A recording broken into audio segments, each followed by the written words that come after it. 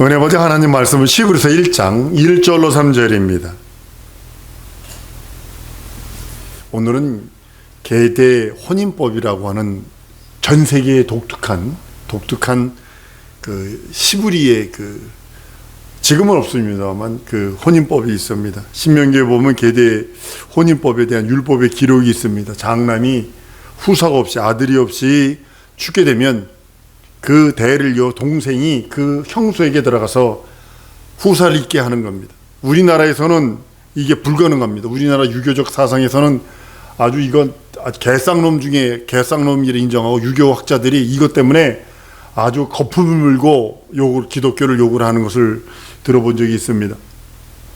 그 방법이 뭐냐면 동생이 그 죽은 형의 아내 형수와 동침해서 아들을 낳는데요. 그 아들은 동생의 씨가 아니라 형의 아들로 인정을 해요. 그래서 모든 것을 상속받을 자로 이야기를 합니다. 장남의 후사가 돼서 장남이 받아야 할 모든 상속자의 후사가 되는 이것을 가지고 뭐냐면 계대 혼인법이라고 그럽니다. 대를 이어가는 그런 혼인법이라고 얘기를 합니다. 신명기 25장 5절 6절에 기록되어 있는데요. 그 죽은 형제의 후사를 잇게 하여 라고 얘기를 하고 있어요. 저는 후사라는 개념은 성경에서 엄청나게 중요한 겁니다. 오늘 말씀에 저를 만일 후사로 세우시고, 여러분 이거 잊어버리시면 안 돼요. 만일 후사로 세우시고, 이것을 어떻게 성경을 기록하고 있냐면 신약 성경에 와서 사두개인들이 부활을 부정하거든요. 그 부활을 부정한 그 사람들이 예수께 와가지고 아주 곤란한 질문을 합니다. 사두개인들은 부활을 믿지 않거든요. 이 땅이 다라고 믿고 있거든요. 부활을 주장하는 예수께 와가지고 나는 길이요 진리요 생명이요 나는 부활이라 그랬으니까 막 그것을 곤란하게 하기 위해서 예수께 질문이 뭐냐면 계대 혼인법에 대한 걸 가지고 물어봅니다. 선생님 있잖아요. 우리 칠형제가 있는데요.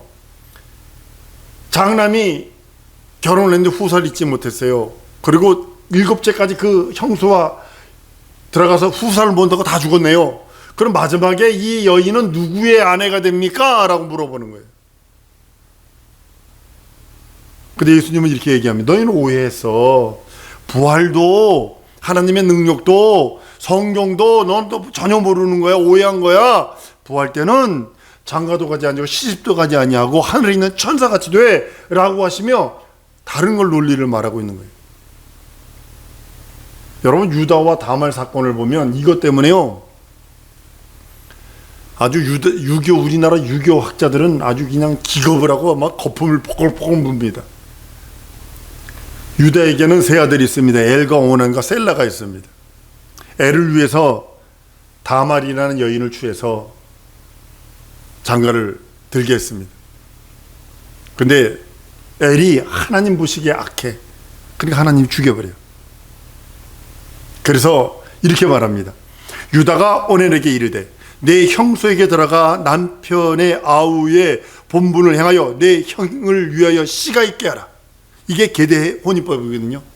이 말씀이 이럽니다. 내 형수에게 들어가서 형수의 남편 아우의 본분을 행해라. 그리고 내 형의 씨 후사가 있게 해라 라고 얘기를 합니다. 우리나라는 뭐가 있냐면 장손이 없으면 사촌 중에서 아들을 데려다가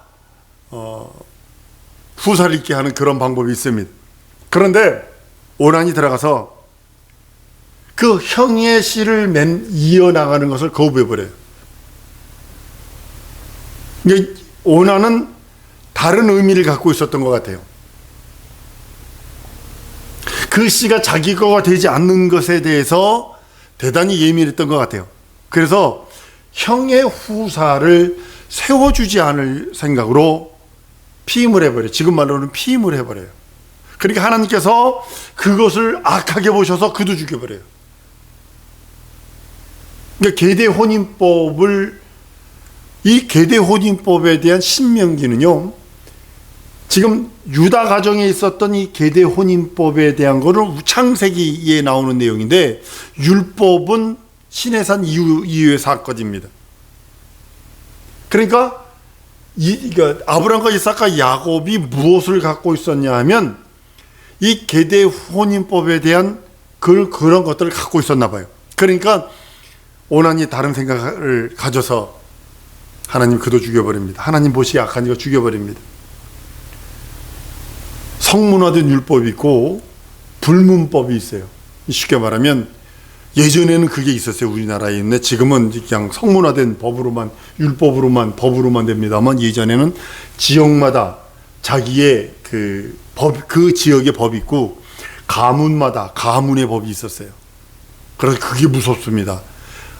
그 사회법보다 그 법이 더 무서웠어요. 그 요즘에는 그걸 뭐라고 그러냐면 괘씸죄라고 그러는 법이 있습니다. 그러니까 성문화 율법이라고 하는 성문화된 시내산에서 내려온 그 법도 존재하지 않았지만 뭐가 있어요? 불문법이 있었어요. 가정의 법이 있었다고요. 그 법을 아브라함과 이삭과 야곱 가정에서 지배받고 있었기 때문에 유다가 그 일을 합니다. 불문법이 모세의 계시에 의해서 구체적으로 성문화될 때까지, 이제 문서화될 때까지 그것이 모두 것이 정착됐던 것 같습니다. 유다는 고민에 빠져요. 아니 장자 엘도 죽었고 오난도 죽었어, 둘째도 죽었어. 이거 심각하거든요. 이거 우리나라 같으면 남편 잡아먹은 년이라고 그래가지고 아주 난리가 나는 거죠. 둘 다 죽었거든. 그때 이 유다는 고민하는 거예요. 다말은 아직도 여전히 살아있고 애를 낳을 수 있고, 이거 잘못하다가 셀라가 남았는데 이 셀라를 줬다가 그것도 죽으면 어떡하지? 그러니까 어떻게 하냐면 수절해라, 집에 가서. 그리고 경수가 끊어지면, 여자로서의 아기를 낳을 수 있는 그 모든 것이 끊어지면 셀라를 안 줘도 되니까 그리고 수절하라고 그럽니다. 아니 가서 그 집에 가가지고 여자가 이제 자기 집에 가가지고 친척집 들어가가지고 기다리고 그러는데 창세기 38장 가면 이렇게 합니다. 셀라도 그 형같이 죽을까 염려함이라. 그래서 주기를 원치 않은 거예요, 유다가. 다말의 친척집에 가서 유다의 부름을 기다려 아주 끝까지 기다립니다. 근데 어느 날 딥나라는 지역에 양 털 깎는데 유다가 와요. 그런데 기다리다가 셀라를 주지 않음으로 인하여 이스라엘 개념이 뭐냐면 후사를 낳지 않으면 저주와 재앙 중에 가장 큰 저주라고 인정을 했거든요. 아들을 낳아주지 못하면 가장 큰 저주라고 인정을 했거든요. 그러니까 딥나라는 지역에서 양털 깎으러 갔는데 다말은 과부가 입는 옷이 있나 봐요. 그 옷을 입지 않냐고. 지금도 보면 그 중동 사람들 과부가 입는 옷은 뭐냐면 새까만 옷을 입습니다. 새까만 옷을 입고 이 닌자처럼 이 눈만 이렇게 빼꼼하게 내놨는데, 이거는 그래도 그래도 좀 이렇게 자유주의적인 사람들이에요. 이 앞에다가 이거 눈도 못 보게 하기 위해서 어떤 모기장을 딱 쳐버립니다. 까만 걸로. 그리고 다녀요. 그게 과부복인 것 같아요. 근데 과부복을 입고 창녀가 입는 의복을 입고 유다를 유혹을 해요. 이 노인네가 이 망령이 났지, 그 유혹에 빠져가지고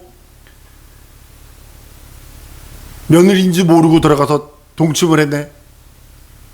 그런데요, 다말이요, 그것으로 인해서 쌍태가 애를 임신하는 아들 둘을 낳아요. 베레스와 셀라를 낳아요. 근데 이제 소문이 났어요. 다말이 음행을 해가지고 임신해서. 그러니까 유다가 난리가 난 거예요. 난리가 나가지고 잡아다가 불태워 죽여라. 그러니까 다말이 나가면서 그래요. 나 이 지팡이와 이 끈의 임자로 인하여 내가 임신을 했습니다. 그러는 거예요. 그래도 유다가요, 딱 보니까 자기 지팡이거든. 딱 보니까 자기 도장끈이거든. 그리고 이렇게 얘기를 해요. 그는 나보다 의롭다. 여기에 어마어마한 비밀이 들어있습니다. 이거는요, 다른 걸로 보면 안 됩니다. 대를 잇는다. 이 눈으로 보지 않으면요, 이 다말은 무슨 여자가 되냐면 음란한 여자가 되어버립니다. 거기서 쌍태가 태어나요. 다말에게서 베레스와 셀레가 나는데 마태복음 1장에 가보면 예수의 족복의 기록 속에 영광의 그 족보를 넣습니다. 마태복음 1장 3절은 유다는 다말에게서 이래요. 유다는 다말에게서 베레스와 셀라를 낳고 셀라는 헤스론을 낳고 헤스론은 람을 낳고, 유다와 그 며느리 다말의 사건을 다른 관점으로 다른 눈으로 볼 것이 아니라 후사라고 하는 관점으로서 보지 않으면 풀리지 않습니다. 그렇지 않으면 유다와 다말은 도덕적으로 타락한 자요, 더럽고 지저분한 자로 몰아붙일 수밖에 없습니다. 이 콩가루 집안으로 몰아붙일 수밖에 없습니다. 그러나 대를 잇고 후사라는 관점으로 보면 풀립니다. 유다도 계대 혼인법을 위해서 몸부림치는 사람이에요. 유다도 다말도 계대 혼인법을 위해서 몸부림치는 사람이에요.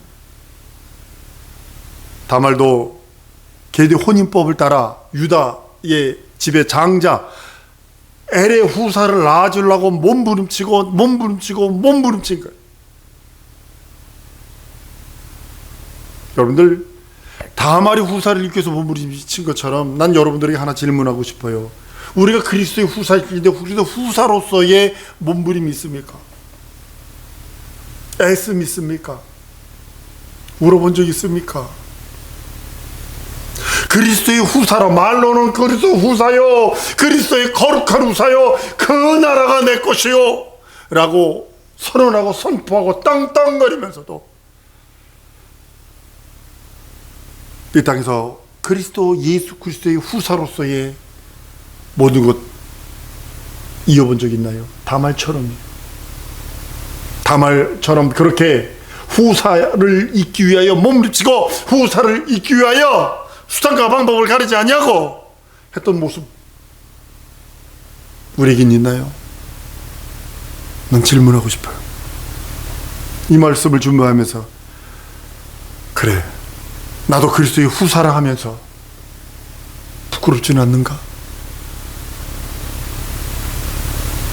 후사는 좋은 거 있을 수 있어요. 그러나 고난도 따라와요. 영광 뒤에는 고난이 붙어있다는 사실을 알으셔야 합니다. 동년의 양봉과 같이 내가 하나님의 영광을 취하기 위해서는 이 땅에서 고난도 받습니다. 거룩한 후사가 되기 위해서 이 땅에서 우리는 훈련해야 합니다. 훈련받고 있습니다. 그걸 감사함으로 넘어가지 않는다면, 기쁨으로 넘어가지 않는다면 자격 없어요. 다말은 그 수치, 자녀를 생산하지 못한 나는 그 수치, 그것을 씻으려고 애쓰는 몸부림친 여인입니다. 계대혼인법, 이 율법은 하나님께서 예수 그리스도라고 하는 그 거룩한 후손, 그 거룩한 후손을 위해서 끝없이 말씀하시고, 오늘 본문 말씀처럼요, 만유의 후사로 세우셨는데 그 후사가 그냥 뚝 떨어진 것이 아니라는 것을 얘기하는 것입니다. 마태복음 1장에 나오는 그 족보는 후사를 위한 믿음의 족보요, 거룩한 족보요, 신령한 족보입니다. 그리고 또 우리가 그 예수 그리스도를 구세주로 영접하고 하나님으로 내 주로 고백했다면 이제는 우리가 할 수 있는 것은 거룩한 후사로서의 살아가는 겁니다. 주님은 기뻐하라 했어요. 이 땅에 기쁨 없어요. 우리 사업하는 우리 집사님 힘들지 않나요? 그럴 때 감사하세요. 이길 수 있는 믿음 주셔서 감사해요. 믿음이 얼마나 하세요? 그게 후사로서의 훈련입니다. 네가 물질을 초월할 수 있느냐? 우리에게 말합니다. 물질을 초월할 수 있느냐? 이 땅의 명예와 이 땅에 소망 두지 아니하고 그 나라에 소망을 둘 수 있느냐? 라고 하며 후사로서의 애씀을 하나님은 원하십니다. 사랑하는 성도 여러분, 진정 소원하는 것이 있어요. 다말이 사람도, 이 사람도 죽고 저 사람도 죽고, 아들이 자기 남편 엘가오난도 죽었고, 그러니까 후사를 낳기 위해서 시아버지를 통해서라도 나는 후사를 맺겠다라고 하는 그 열정, 그 애씀, 그것이 우리들에게 있어야 된다는 겁니다. 지금 이것은 우리들에게는 육체적으로 이건 불가능한 겁니다. 할 수도 없고 해서도 안 되는 겁니다. 그러나 우리의 영으로서 바라보자는 겁니다. 하나님의 나라를 위해서. 내가 그의 거룩한 후사요, 하나님의 나라요, 그의 백성이라 했는데도 불구하고 우리는 그 거룩한 후사로서의 몸부림침, 이 땅에서 그 나라를 소유하려고 하는 몸부림침, 어차피 다 놓고 가야 할 것들을 위해서 요즘에 우리는 너무 힘들어하고 있어요. 물론 사회 경제적으로 너무나 지금 말할 수 없도록, 우리 한국이 마이너스 1.9가 2%가 마이너스 성장이랍니다. 그럼에도 불구하고 우리는 그리스도의 후사로서의 자존심을 버리지 않냐고, 그리스도의 후사로서의 명예와 그리스도 후사로서의 몸부림을 가지고 있어야 된다는 사실입니다.